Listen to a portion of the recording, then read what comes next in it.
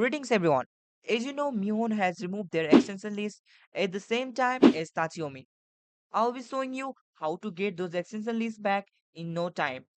As for this video works both on Mihon, Tachiomi and other manga reader apps too, so watch till the end. Without the further ado, let's get started. As you can see, there are no extension on Mihon right now.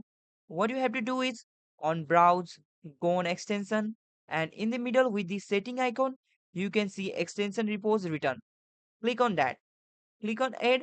As for extension repo link, it is available in description. Just copy the .json link and paste it on here. Now click on add, then go back and do a refresh. All the extension lists will be back. There are more than 150 plus extension. If you want to know which extension you should use and is really good and works fine, then do check out this video where I have told the latest and the best extension that I have tried and you can trust it too. So that's it for the video. If you have any problem, then DM me on Insta or comment down. Thank you for watching.